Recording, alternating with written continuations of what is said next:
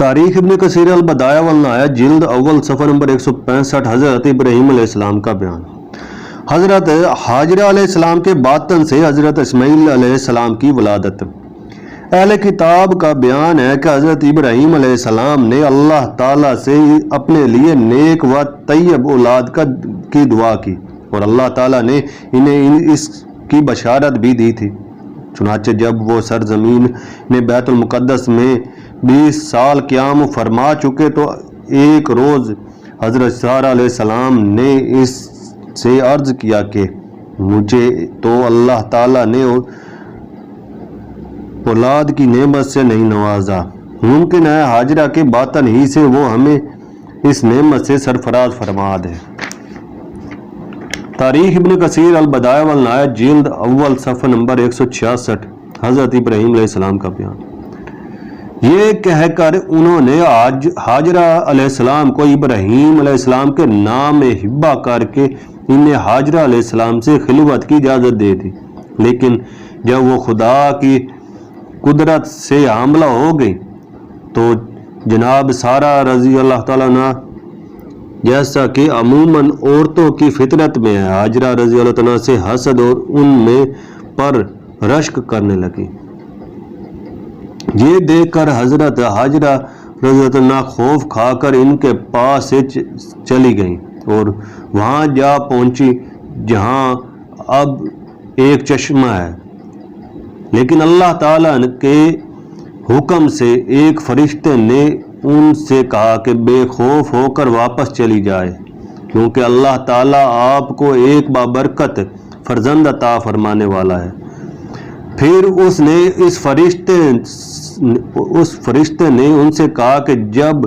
آپ کے باطن سے لڑکا پیدا ہو تو اس کا نام اسماعیل رکھیے گا، دنیا کے تمام انسان اس کے زیر دست ہوں گے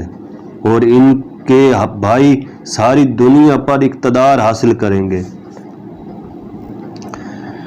فرشتے کے اس کہنے پر حضرت حاجرہ رضی اللہ عنہ خوش ہو گئیں اور انہوں نے اللہ تعالیٰ کا شکر ادا کیا۔ یہاں اہل کتاب کا بیان ختم ہوتا ہے۔ اللہ کی طرف سے حضرت حاجرہ رضی اللہ عنہ کے لیے اس فرشتے کی زبانی جو بشارت اللہ تعالیٰ نے نازل فرمائی تھی اور ان کے اس فرزند کہ بھائی دنیا میں حامل سرفرازی و اقتدار ہوں گے، وہ حضرت صلی اللہ علیہ وسلم کی شکل میں ظہور پذیر ہوگی کہ وہ آپ کو اللہ تعالیٰ نے اپنے جد اعلیٰ حضرت ابراہیم علیہ السلام کی طرح نبوت سے سرفراز فرمایا۔ پھر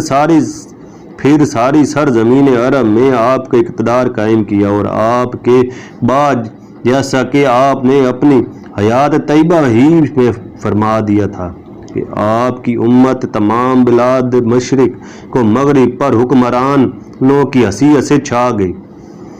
اس کے علاوہ صرف حضرت صلی اللہ علیہ وسلم ہی کو اللہ تعالیٰ نے علماء نافع اور عمل صالح کی توفیق عطا فرمائی جو اس سے قبل کسی نبی کے حصے میں نہیں آئی تھی، اور آپ ہی کو بلائے استثناء تمام روئے زمین کے لیے اپنا نبی و رسول مبعوث فرمایا۔ مؤلف بارکہ جب حضرت حاجرہ علیہ السلام فرشتے کی زبانی مذکورہ بالا بشارت خداوندی سن کر خوش ہو کر واپس لوٹی تو ان کے بطن سے حضرت اسماعیل علیہ السلام تولد ہوئے۔ کہا جاتا ہے کہ اس وقت حضرت ابراہیم علیہ السلام کی عمر 86 سال تھی، جس کے 13 سال بعد حضرت سارہ علیہ السلام کے باطن سے حضرت اسحاق علیہ السلام تولد ہوئے۔ مورخین نے متعدد مسند حوالوں سے بیان کیا کہ جب حضرت حاجرہ علیہ السلام کے باطن سے حضرت اسماعیل علیہ السلام تولد ہوئے تو حضرت سارہ علیہ السلام کے غصے کی انتہا نہ رہی اور انہوں نے حضرت ابراہیم علیہ السلام کو بلا کر ان سے کہا کہ حاجرہ کو ان کے سامنے سے کہیں دور بھجوا دیں۔ چنانچہ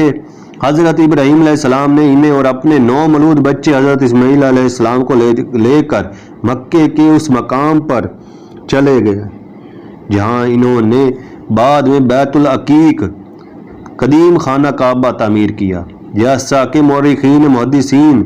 نے احادیث نبوی کے حوالے سے اس روایات پیش کی ہیں۔ جب حضرت ابراہیم علیہ السلام حضرت حاجرہ علیہ رضی اللہ عنہ کو اس بے آب و گیار خشک پہاڑی پر چھوڑ کر ان سے رخصت ہونے لگے تو پیٹھ موڑ کر چل بھی دیے تو انہوں نے آپ کا دامن پکڑ کر کہا، آپ میں اس چٹیل اور ویران جگہ چھوڑ کر کہاں جا رہے ہیں؟ جہاں ہماری دیکھ بھال کون کرے گا اور ہمیں کون کھلائے پلائے گا؟ لیکن ابراہیم علیہ السلام یہ کہہ کر اللہ تعالیٰ کا یہی حکم ہے، اس سے رخصت ہو گئے۔